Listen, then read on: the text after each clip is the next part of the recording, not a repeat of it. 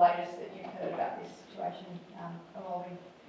Yeah, maybe the timing of this press conference is not ideal because initially our understanding was the Queensland Government was making an announcement at 12 o'clock local time. That's been pushed back, as I understand it. So I'm not in a position to preempt anything. I think it's reasonable to suggest that there's obviously some doubt, even if you isolate it to, whether it's a good idea to be jumping on a plane flying towards a hurricane or a cyclone. So, I mean, we could kind of speculate for a little bit here and not get very far, or wait a couple of hours and have some clarity. But it's also reasonable to say we completely respect the challenge that the AFL, the Queensland Government, a whole heap of stakeholders have, and we just feel it's a bit similar to the COVID environment where our responsibility is to be agreeable and help where we possibly can and have a little bit of empathy for those who are about to encounter some a difficult few days. So in that context, the game of footy becomes secondary, and there's obviously some flexibility around the fixture, so that'll all get sorted. It's easy to sort of focus on the frustration and maybe the short-term disadvantage one might feel they have in these situations, but there's always a silver lining to these things as well. And we felt really well prepared to go into a game on Thursday. If that doesn't happen, we'll be just as well prepared for the following weeks. What's your preference, Chris, if the game doesn't go ahead for replaying it? I haven't really thought in terms of our preference so much, just because it falls into the bucket of us not having much influence over it. My suspicion and observation would be that the Lions have a strong preference. But both clubs have no choice but to defer to the AFL on this one. And again, in the spirit of being agreeable, I think our preferences probably fall down the priority list. But it's not a very good answer for you. It's not very interesting. I'm trying to think on the run a little bit. No, I mean, fortunately, we play the Lions twice, so there's a little bit of sort of, if you have to give a little bit early in the season, you get something late. There's that round 3 bye as well. Yeah, it's probably not even. Again, it sort of reminds me of the COVID situation. It's a bit unpalatable talking about when you prefer to play a game of footy when people are sandbagging their houses. Personally, would you just like a decision to be made on the game? Seeing Chris Fagan already say call it off effectively. I know you guys meant to have people flying today, tomorrow morning. Yeah, but again, I sort of go to how easy it is when you're sitting in your lounge room, and how compared to how difficult it is when you're the one charged with making these monumental decisions. I would prefer they didn't rush into it just to satisfy our short-term wishes. Has it been difficult to prepare the players over the last couple of days with all this uncertainty going on? It's been more difficult than if we had certainty, but not impossible. Well, again, we had an interesting training day today, and we needed to think on the run a little bit, so we needed to have a little bit of an eye to what to do if we did play on Thursday, if we got on a plane. As I think you said, we had some people that were due to jump on a plane this afternoon, so it has required some thought, but they're not monumental changes. Again, if the game goes ahead, we're ready. If it doesn't, we'll be ready for Saturday week against Fremantle. So yeah, challenging, but in a manageable way. Those people that were meant to go on flights this afternoon, are they still going? I doubt it. No, I doubt it. I wouldn't if I were them. They have a fair bit of flexibility, but again, we've sort of got enough. I know it's starting to get towards a deadline when you're about to, get in the car and go to the airport, but we think we've still got a bit of time to make those decisions. And I actually don't make those decisions. I trust the people that do. So unless someone at the back of the room can direct me there. Thanks again. Sorry, I missed you. Will Bailey Smith be ready if it does go ahead Thursday? Yeah, he will be. Yeah. Chris, was there any appetite from Geelong to have the game potentially moved to Victoria, given we're capable of hosting footy here? So this is just my kind of back of the envelope calculation. We played Brisbane late in the year. That was logical. You could just, the It's you could flip it over and play here, and we'd go up later in the year. But again, I thought about that for about 5 seconds because we shouldn't be seen to be influencing those sort of decisions. There are bigger things at play. So I don't think now's the time to be jockeying. But I get it. You know, you guys are out there today. There's a cyclone in Brisbane, and it's perfect weather out here. So those things, you know, go through your mind, obviously. But again, this is one we don't always do it, I should say. But this is a situation where if the AFL give us a direction, we tend to follow it to the letter rather than propose a whole lot of things that just make their life harder. Nick asked before about the possibility of what your preference is for when the game's actually played. So the possibility of playing during both of your bye weeks, which is round 3, I believe. How much of a disruption would that be to all the planning that you've already put in place? I guess going into this week, you thought that was a week off. So I assume you've made plans around high performance and all that sort of stuff. So how much of a disruption would that be if the game was then? It'd make it different. It would be disruptive compared to what was initially fixtured. I think I've mentioned COVID 5 times, but it's just so clear, the comparison between that situation and this one. And it's a bit like saying, would we prefer that we didn't have to be quarantined? Of course, but everyone's got an obligation to kind of muddle their way through. And if the answer is yes, it's a little bit of a disruption to our planning. I'm assuming that Chris Fagan and his team would be saying the same thing. So there's some reciprocity there, and you know, it'll work itself out. Again, I think the part I would emphasise is that there is a time to kind of advocate on your own behalf and jockey for position. I'm not sure that this is one of those times. Chris, how soon do you need to know from the AFL if you're playing Sunday or not? As soon as they know, they'll tell us. Like again, I don't want to sound like I'm giving them too much credit. You know, you've got to keep them on edge a little bit. But they have their best people working with the government, and this is one area where I have complete faith that they will communicate with us as quickly as they can. So us bugging them is not going to fast track the process. Is there room for debate on it, Chris? I mean, unless the government come out and say it is not happening, state of emergency, could the AFL come to you and say, well, you know, it might be a bit ugly and windy and rainy, but what do you think? I mean, are you anticipating further discussions on it? I'm not. And can I just say, I love these hypotheticals. I do. Like, it's good fun to kind of sit around and talk about the what ifs, and I don't think it makes for a great press conference necessarily, me sort of flat batting these things. So I'll do my best to answer the question, you know, with a bit of colour. We're ready to play. And if the AFL decided it was safe in consultation with the government, we're on a plane and we'll play. And if they tell us not to, I don't think we'll be arguing that we know more around the issues than they do. And I empathise with the people who have responsibilities beyond the actual game of football. I'm not exactly sure how you put 30,000 people into a stadium while simultaneously telling people they should stay home and eat tin food. Would there be a silver lining to postponing the game after Thursday? Sorry. Would there be any good aspects to that you think of? We'll find some if we haven't already. But I think that's the nature of our fixture in general. It's a strange fixture when you look at elite sports around the world. There's quirks in it everywhere. They've added another quirk with opening round.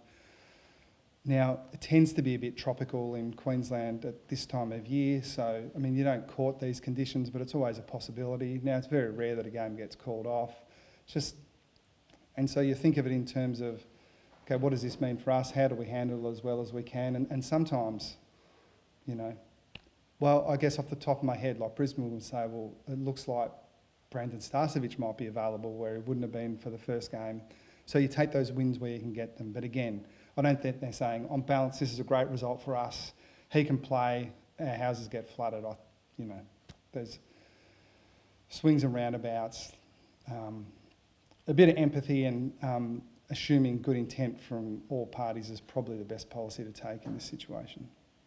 What about the players? Sorry. Are you going back to the COVID manual on keeping the players flexible and agile? Because their routines are right up in the air. Yeah, but they're pros. I think you've heard me say it before. We don't treat them like kids, so we don't hide from them the reality of the situation. And we do have a high expectation that they've got a level of professionalism and autonomy that they can think on their feet and adjust. So we don't account for every minute of their day. We don't tell them how to feel in these sort of situations, but we do have a high expectation that they get themselves ready to perform, at short notice if they need to. And again, it's a wild hypothetical, but if we're assuming we're not playing and we get a call at 6 o'clock this afternoon saying the Cyclones turned around, you're playing, we'll be ready. I know it's so small in the bigger picture of things, but someone like a Bailey Dan mentioned before, if you don't play till a week's time, is he going to be better placed after that? Not. Bailey? Yeah. Bailey's, no, he's absolutely ready to go. But we do have one or two others, to the silver lining question. Yeah, I think we'd have one or two others that I think a little bit of extra time is going to have them better placed. By the same token, I think we've got a few guys who are really primed and ready to go, and they're probably a bit frustrated, but I don't think they'll be worse for having waited a little bit. So we've got to put a bit of thought into so we're a bit different now, say, compared to the other teams that weren't playing opening round. Now, my understanding is none of those teams have official match practice. So we're different to them and we haven't been able to plan for that. But I guess on short notice, we just roll into a model that's very similar to theirs. Would we have adjusted our preparation if we had have known this was going to happen? Yes, we would, but look, it can't be helped, so there's no point crying over spilt milk. What have you made of Sam De Koning's pre-season? We've seen him in the ruck in the practice matches. Can we anticipate that he'll be there opening round, whenever that is? Yeah, I think that's a reasonable assumption. So if I go all the way back, DK struggled a little bit with some knee issues last year and ended up having post-season surgery, and we thought that would manifest in a slower start to his season this year, but he just recovered really quickly and was ahead all the way through his rehab and looked like he was moving like the player that he was pre that knee soreness. So we were really, really optimistic. Throughout his whole career, including his junior career, he hasn't done much ruck work necessarily. We don't pretend that he's a 10-year kind of experienced, crafty ruckman, but we're very optimistic that he can be a high impact player in that position into the future. So with a lot of things, we're sort of thinking what's best for now, what's best for the medium or longer term, and he is as good a case study as any in terms of how we think about sort of those things. And I think I'm happy to say our bias is towards if there's a little bit of short-term pain with his development, we're going to wear it. So yeah, I think his preparation, to answer your question specifically, on the whole, based on what we thought, it's been really good. And he's stronger, he's in a lot of ways much more physically prepared than he has been for previous seasons, even 22 when he was a dominant key back in the competition, in my opinion. And we're confident that he'll play a lot in that spot. We just think that he's got a lot more to offer than being a last-line player for his whole career. Bailey Smith's first pre-season here at the Cats, and what do you envision his role being in 2025? Yeah, it's been exciting. It's been a whirlwind. He keeps you on your toes, Bailey. I didn't know much about him before I met him, but you get to know him pretty quickly. Like, he's intense, he's a big personality, and it's been good fun, our whole pre-season. There's been a bit of excitement around our younger players, and he's slotted into that group really, really nicely. And I think on field, we aspire to be a coaching group and a list management group for that matter, that sort of keeps an open mind as to how guys might evolve once they're in our system. And what he's done in the past, or what other players have done in the past at other teams, is not necessarily the way we would try to use them, because sometimes you just come in and there's a different dynamic because you have Max Holmes type next to you, and it can change, I think, is the point I'm trying to make. So that doesn't change the fact that, like, early in the season, our next game, we'd expect him to be sort of through the midfield, but with an open mind that could change as the season progresses. He's going to have an impact for us. One way or another, it's going to be good fun. Chris, how is Sean Manhart tracking? Really well. Hopefully you saw him a little bit out there today. So I'm not exactly sure what we've communicated. Sarah, can you give me, like, is it just these, had this foot? Yeah, so it's been, I would describe it as not serious, but an injury that you need to be cautious with, if you can even call it an injury. So there's been this really slow, frustrating progression for him because he feels like he's been really good for a long time and been able to progress, but he's been held back.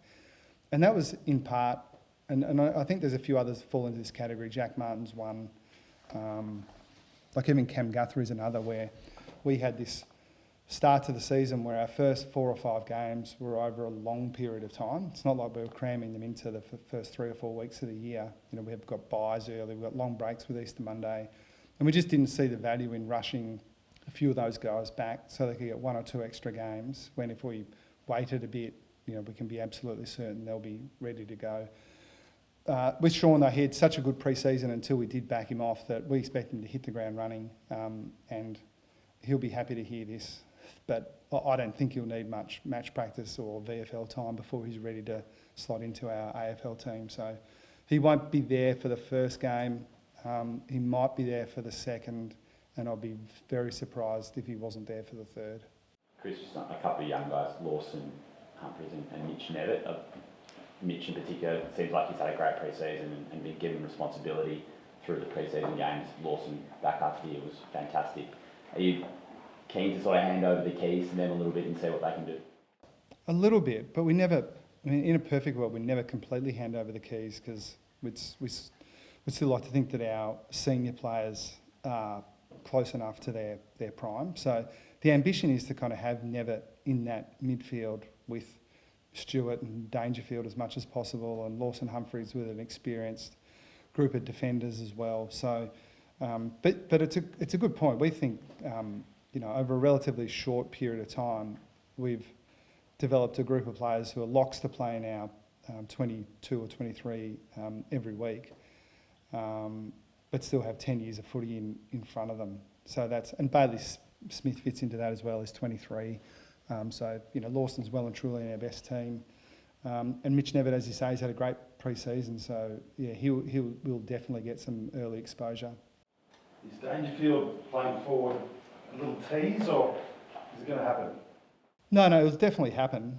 But I don't think I ever pretend with, you know, our public comments that we're not prepared to change our mind privately just because we said something publicly. I say things with best intentions. That is our plan. Never really worries me if you don't completely believe me. But if the game's not going well for us in the midfield and Dangerfield's not seeing the ball in the forward line, he'll go into the midfield. It's probably the best way to think about it.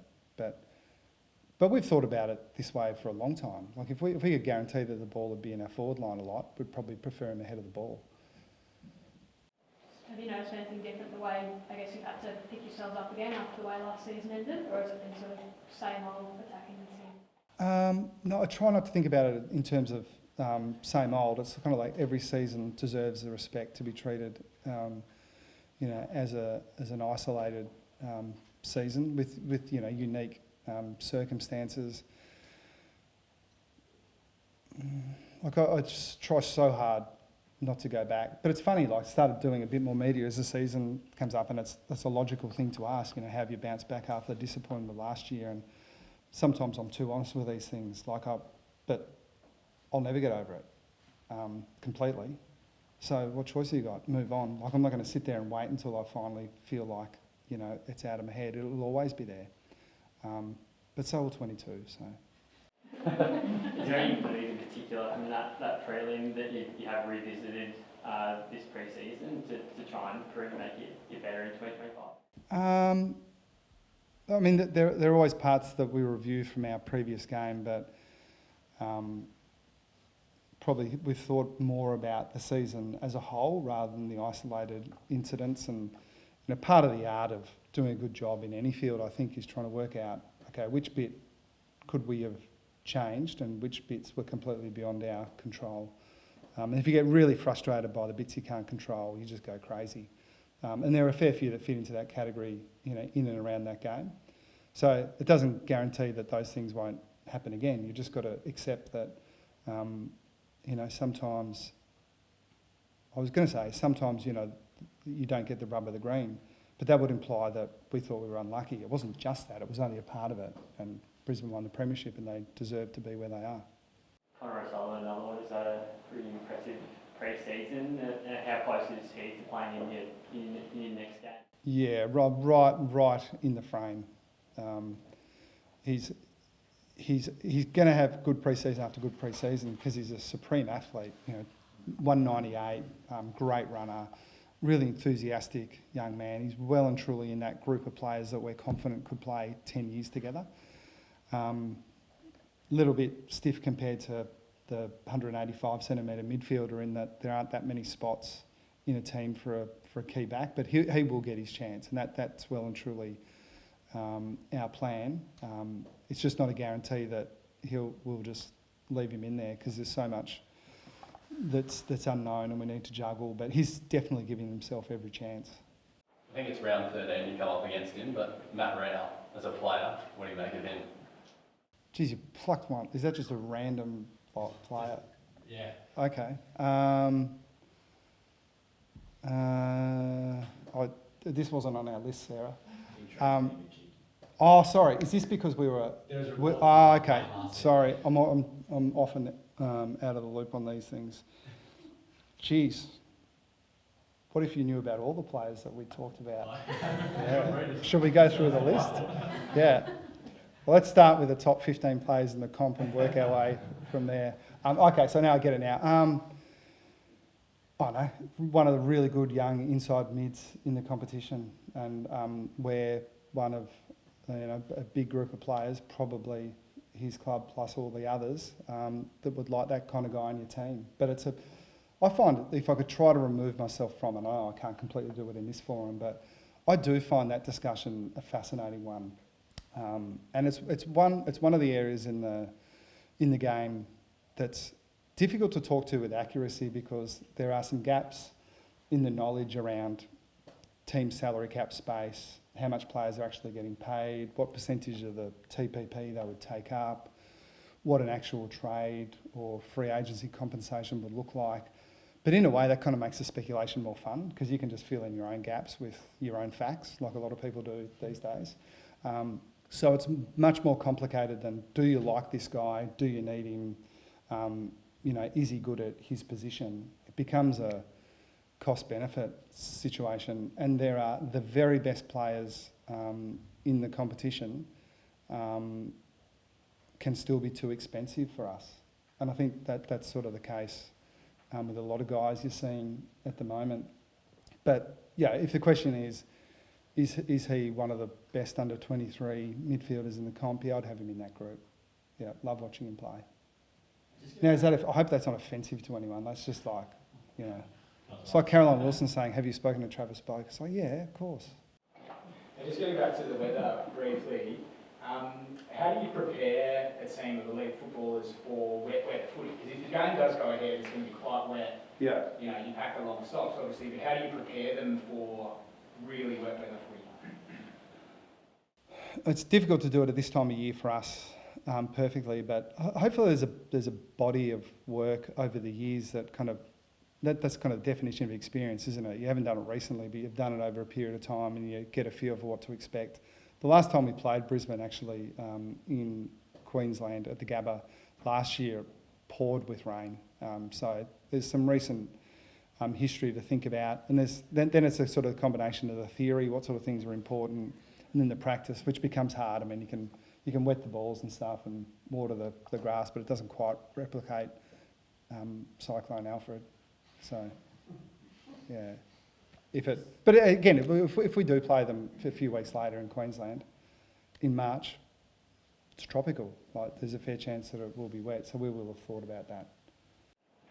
Just on your announced role with Morris Finance at the end of last year, did you expect to get the backlash that it did in the media and its public space?